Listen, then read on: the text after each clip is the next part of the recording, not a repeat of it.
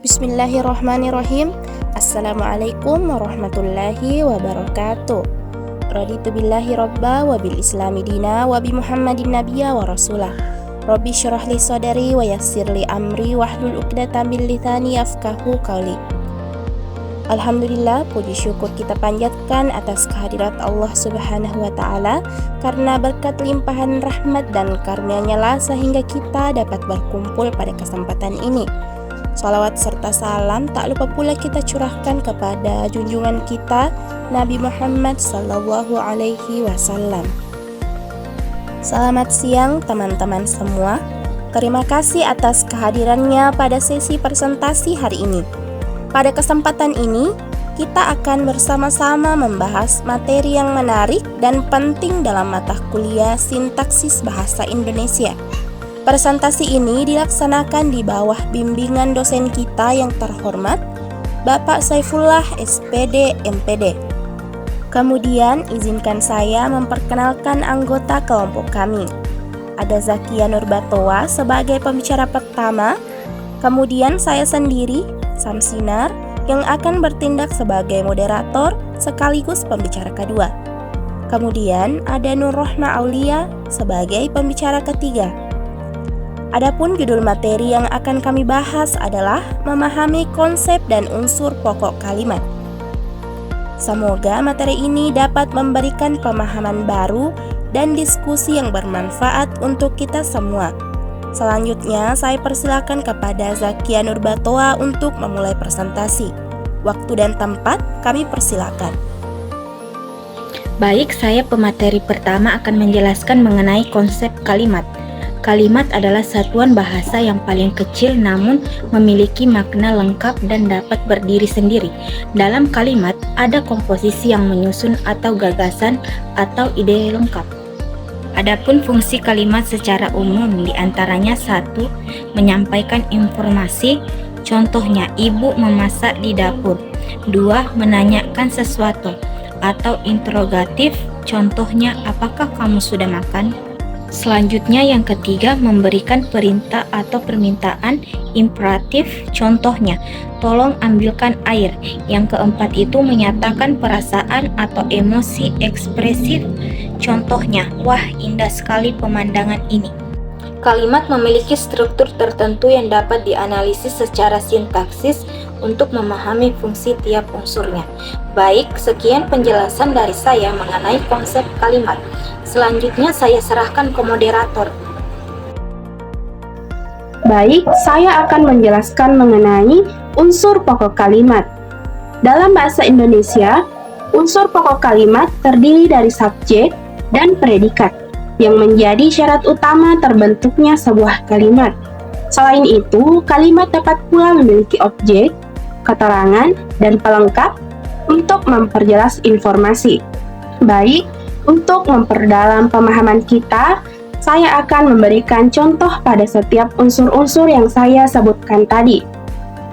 Yang pertama, subjek yang bersimbol S merupakan unsur utama dalam kalimat yang berfungsi sebagai pelaku, tokoh, atau hal yang dibicarakan. Subjek biasanya berupa kata benda atau frasa benda. Contoh, dalam kalimat, Budi membaca buku. Kata Budi adalah subjek, yaitu pelaku yang melakukan kegiatan membaca. Kemudian, predikat bersimbol P merupakan unsur utama yang menunjukkan tindakan atau keadaan yang dialami subjek. Predikat biasanya berupa kata kerja atau kata sifat. Contoh dalam kalimat Budi membaca buku. Kata membaca adalah predikat, yaitu kegiatan yang dilakukan oleh Budi. Kemudian, objek bersimbol O merupakan unsur yang menjadi sasaran dari tindakan predikat. Objek umumnya terletak setelah predikat dan hanya muncul pada kalimat aktif transitif atau kalimat yang memerlukan objek untuk lengkap. Contoh dalam kalimat Budi membaca buku. Kata buku adalah objek, yaitu sasaran yang dibaca oleh Budi. Kemudian keterangan bersimbol cat, merupakan unsur yang memberikan tambahan informasi mengenai waktu, tempat, cara, sebab, tujuan, atau kondisi tindakan. Keterangan dapat muncul di awal, tengah, atau akhir kalimat. Contoh dalam kalimat Budi membaca buku di perpustakaan. Frasa di perpustakaan adalah keterangan tempat yang menunjukkan lokasi kegiatan membaca. Kemudian, pelengkap bersimbol pel merupakan unsur tambahan yang melengkapi makna predikat, namun bukan objek. Pelengkap biasanya muncul setelah predikat atau objek. Contoh dalam kalimat, ibu merasa bangga. Kata bangga adalah pelengkap yang memperjelas keadaan ibu. Nah, bagaimana teman-teman? Masih perlu diberikan contohnya? Baik, silakan disimak ya. Saya akan memberikan contoh kalimat beserta analisisnya. Kalimat yang pertama, Sinta bermain bola di lapangan pada sore hari. Subjeknya adalah kata Sinta yang merupakan pelaku kegiatan bermain. Kemudian, predikatnya adalah kata bermain yang merupakan tindakan yang dilakukan oleh subjek. Kemudian, objeknya adalah kata bola yang merupakan sasaran dari kegiatan bermain. Kemudian, keterangan tempat yaitu kata di lapangan yang merupakan penjelasan tempat. Kemudian, keterangan waktunya adalah pada sore hari yang menjelaskan waktu kegiatan. Kemudian kalimat yang kedua, guru itu sangat bijaksana. Subjeknya adalah kata guru itu yang merupakan tokoh yang dibicarakan. Kemudian, predikatnya yaitu kata sangat bijaksana, yaitu sifat atau keadaan yang dimiliki oleh subjek. Saya akan menjelaskan materi tambahan yang tidak kalah pentingnya untuk kita pelajari bersama. Yang pertama ada kaidah penempatan unsur dalam kalimat bahasa Indonesia. Dalam kalimat bahasa Indonesia, unsur-unsur pokok seperti subjek dan predikat umumnya memiliki aturan penempatan tertentu. Biasanya struktur kalimat mengikuti pola SPOK, meskipun urutan ini bisa berubah tergantung pada jenis kalimatnya. Pengetahuan ini berguna untuk memastikan susunan kalimat benar secara tata bahasa. Contohnya pada pola SPOK dalam kalimat Andi menulis surat di rumah. Ada subjek kata Andi, predikat kata menulis, objek kata surat, keterangan kata di rumah. Pada kalimat dengan keterangan di awal, strukturnya bisa berubah menjadi KSPO. Misalnya dalam kalimat di rumah Andi menulis surat. Kedua, perbedaan unsur pelengkap dan keterangan. Walaupun sekilas mirip, pelengkap dan keterangan memiliki perbedaan.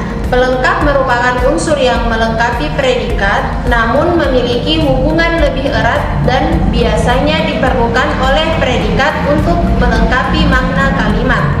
Sementara itu, keterangan bersifat opsional dan berfungsi memberi informasi tambahan. Contohnya pada pelengkap kalimat mereka merasa bahagia. Kemudian di sini kata bahagia adalah pelengkap yang menjelaskan keadaan subjek dan diperlukan untuk memberikan makna penuh pada predikat merasa. Kemudian contoh B, keterangan dalam kalimat mereka merasa bahagia di taman. Dalam kata di taman berfungsi sebagai keterangan tempat yang menambah informasi, namun tidak mengubah arti dasar kalimat jika dihilangkan. Kedua poin ini cukup penting untuk membantu memahami susunan dan struktur kalimat secara tepat, terutama dalam mengenali peran setiap unsur dalam kalimat. Nah, sekian penjelasan dari saya. Selanjutnya saya serahkan ke moderator. Alhamdulillah, sesi presentasi kelompok kami telah selesai. Terima kasih kepada teman-teman yang telah mengikuti dengan antusias dan kepada dosen kita, Bapak Saifullah SPD MPD atas bimbingannya. Kami berharap materi ini dapat memberikan wawasan baru dan membantu teman-teman memahami konsep sintaksis dengan lebih baik. Sekian presentasi dari kelompok kami. Mohon maaf apabila terdapat kekurangan. Terima kasih atas perhatian teman-teman. Wassalamualaikum warahmatullahi wabarakatuh.